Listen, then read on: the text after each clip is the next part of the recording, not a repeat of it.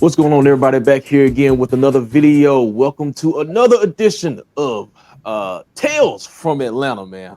We got another one of those episodes. So I was not expecting this one. I was expecting the crew and the gang, but we didn't get any of them. And I like.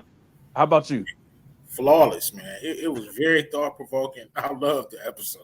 I think I actually like the Tales from Atlanta more than just the crew. Yeah, man. I was expecting old boy to pop up. Welcome to hell.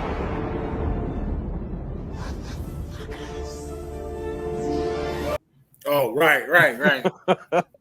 Welcome to hell, motherfuckers.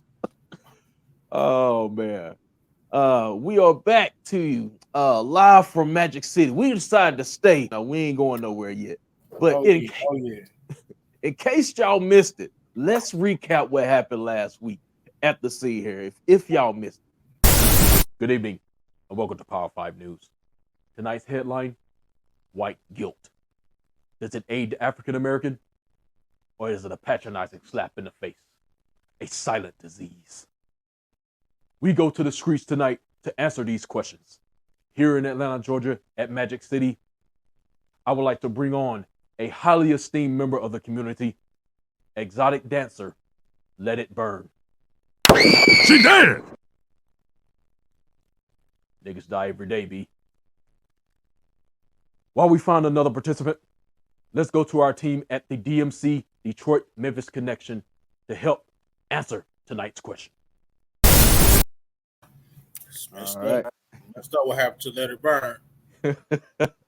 So that was episode 4. We was talking about white guilt. If y'all haven't checked out our review for last episode, make sure to go check that out. That's still fresh up on both of our channels.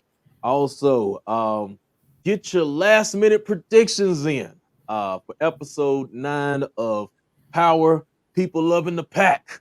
That John is combined views between both of our channels. I think it's almost at 1,000. So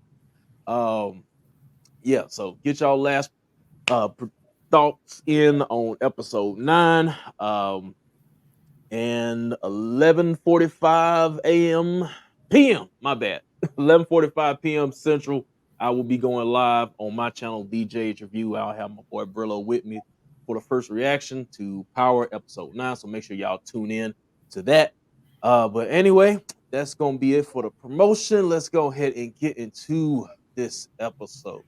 So we're gonna start out first here. Now I wasn't knowing what was going on right here, but we just had another random character, uh, Marshall Jones. Right, we got him in the coffee shop, and then we got this dude right here, right in front of him, and I couldn't really make out the conversation he was talking about on the phone. It was kind of muffled out, um, but yeah. So we get that, and then um, after he leaves the coffee shop, we get this car right here. I don't know. I thought somebody was gonna do him bad or something. I thought maybe there was Yeah, a I guy ain't that know was what to do. leaving the coffee shop that was talking on the phone. But what did you think? Who was in this car? What was your Yeah. first reaction to this? First I rewinded a couple times just to peep like what was the conversation. Then I got nothing, of course. But I thought my man was gonna come and like slap his coffee out his hand or something, beat him up or something. I don't know who that was following. I don't even Yeah, but I thought somebody was gonna jump him or something. But right. we find out a little bit later in the episode. But we're gonna get to that. So a little later on, we get Marshall picking up his kid, and we find out, he has a situation with his wife. They're pretty much on the verge of being divorced. It hasn't been finalized yet, so he's picking up his kid from the mother, and she's spending some time with him.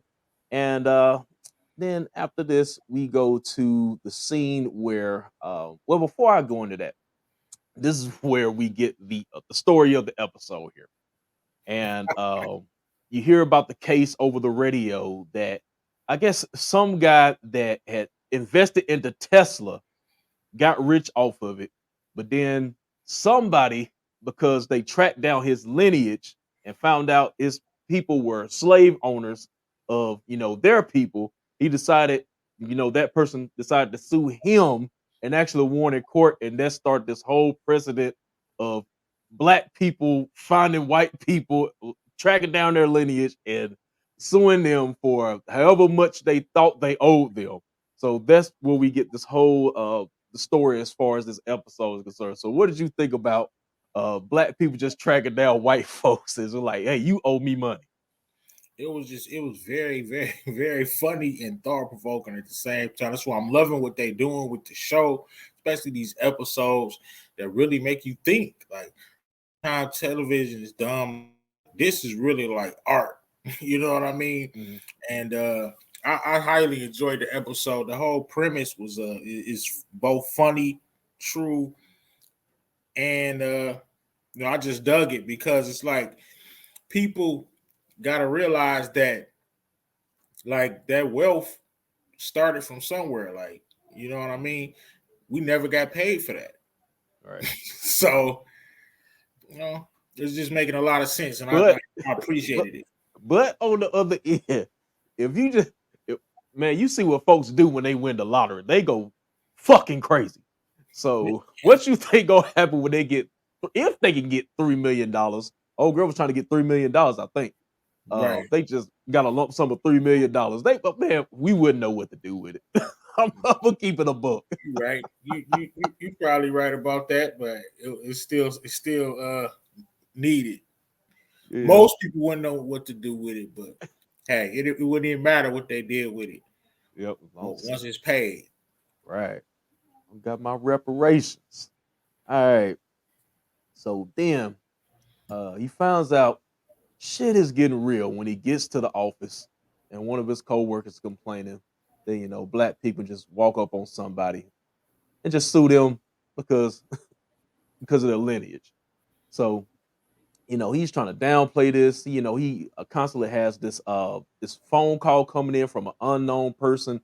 So, it looked like he knows something up, but he's just avoiding it. And then he's talking to one of his coworkers here, and we pretty much learned that people being sued and whatnot, and she's tracking down her ancestry to figure out where her lineage comes from. And I think I forgot what she said. She was Jewish or something like that. Yeah, Jewish. And it was a trip how everybody that was white is starting to disown, that they're white and I'm all of a sudden I'm Jewish. All of a sudden I'm Polish, or girl told him, I'm skipping ahead, but she told him she was Peruvian, his wife. Right. And dude was like, you was just white yesterday.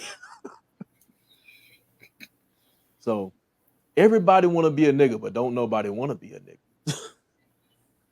From the great Paul Mooney. All right. Now we're moving on to this is where it gets funny right here. Old girl pops up at this man's door. So we find out who's tracking this man down in this Ford Taurus, and he's getting served papers right before this. And then she pop up with the phone, recording up. So you owe me $3 million for my pain and suffering. And she's after it. She showed up at his job. She everywhere. But we gonna get to Shaniqua. She is definitely the definition of pressing. I say pressing. That is pressing. She was not letting up. And then right here we see him picking up his kid from school, and some kids at school are they're pressing her about her dad, saying that they're racist and they used to be slave owners. She's asking him this, and then he's trying to play it off best as he can. And he keeps using that same line. What did he say? Something that happened in BC, bro. Yeah, my family was slavery in the Byzantine Empire or something, but I forgot what country he said though. Yeah, I just peeped this out right here. The boys gassing up. I peeped that too, right? A Lambo.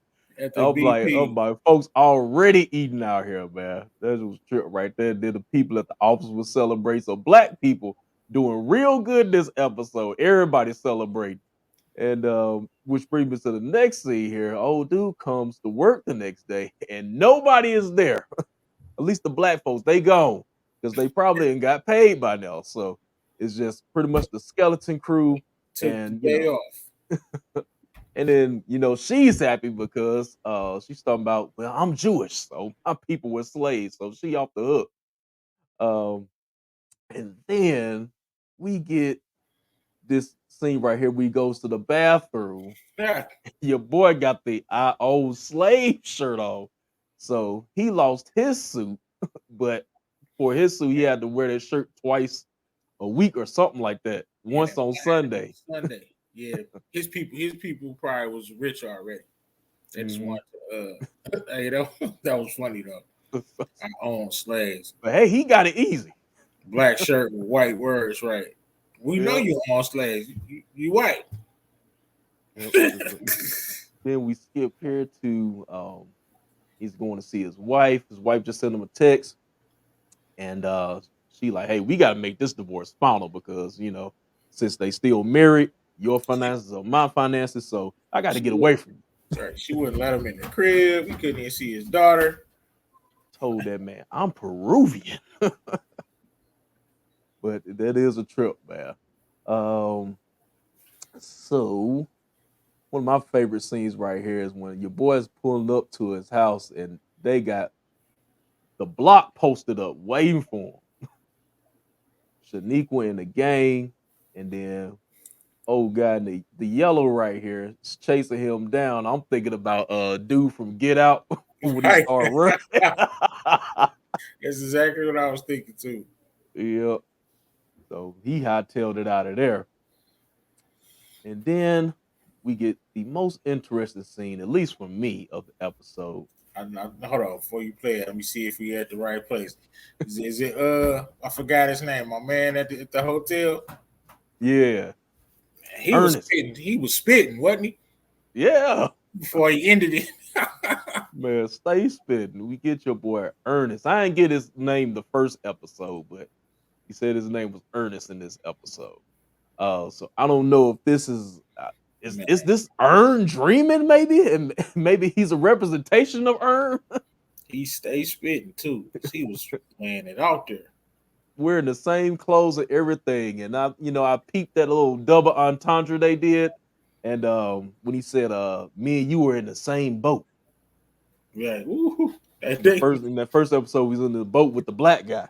Right. So I thought that was dope how he did that. And then he was talking about, are pretty much are black folks really wrong for suing y'all? Because, and then he kind of drew the parallel of, where Marshall is now as far as his kid being with a single mother and having to come up off of that, like, most black families, right?